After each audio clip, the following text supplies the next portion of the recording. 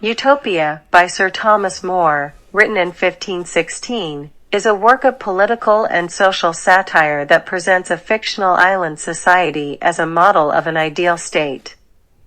The narrative is structured as a dialogue between More himself and Raphael Hythloday, a traveler who claims to have visited the mysterious island of Utopia. The word utopia is derived from the Greek words ou, meaning not, and topos, meaning place, suggesting that utopia is an imaginary, idealized land. The narrative begins with More and his friend Peter Giles meeting Raphael Hythloday, who recounts his experiences in Utopia.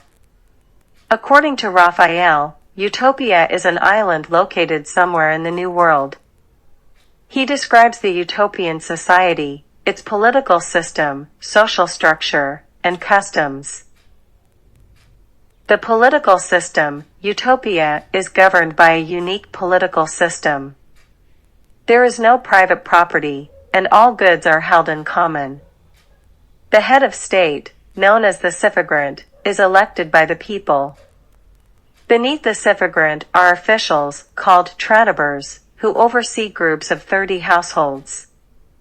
The suffragants and tranibers are responsible for the administration of justice and the enforcement of laws. Utopia practices religious tolerance, allowing freedom of worship for various religions. The utopians believe in a single, unknowable God, and they consider atheism and religious intolerance as signs of foolishness.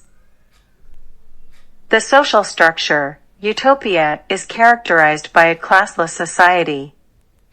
Citizens are engaged in agricultural and industrial activities, and everyone works for a fixed number of hours each day. The utopians value labor, and idleness is considered disgraceful.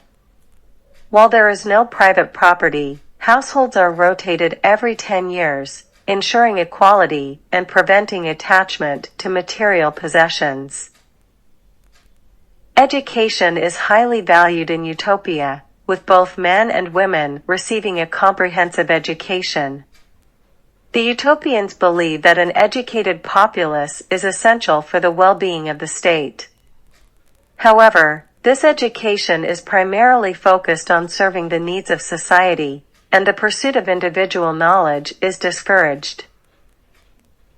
Economic practices. The utopians have a unique approach to currency. They use a form of money called siffle, but it has no intrinsic value, and they frown upon the accumulation of wealth. Trade is conducted with neighboring nations, but only for goods that are scarce in Utopia, as they believe self-sufficiency is ideal.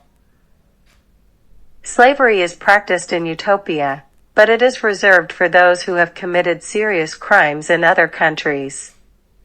Utopians, however, do not enslave their own people, and they consider it a barbaric practice. Hythloday's critique. As Raphael Hythloday describes the utopian society, he often offers criticisms of the practices and customs of Europe in the early 16th century. He comments on the corruption within European governments, the inequities of the legal system, and the prevalence of poverty. Hythloday presents Utopia as a contrast to the societal issues he observes in Europe, using it as a platform for social and political commentary. However, despite the seemingly perfect nature of Utopia, there are elements that More, through the character of Hythloday, critiques. For example, the lack of individual freedom and the strict control over people's lives are seen as potential drawbacks. The emphasis on collective living and a communal lifestyle might be viewed as restrictive by those who value personal autonomy. Conclusion. As the dialogue between More and Hythloday unfolds, the reader is left to consider the merits and shortcomings of Utopia as a model for an ideal society. More, who was a highly educated and politically engaged figure in his time, doesn't necessarily endorse the utopian way of life, but uses it as a vehicle to prompt reflection on the societal issues of his day. Utopia has had a profound influence on political thought and literature. The term utopia itself has come to signify an idealized and impractical vision of a perfect society.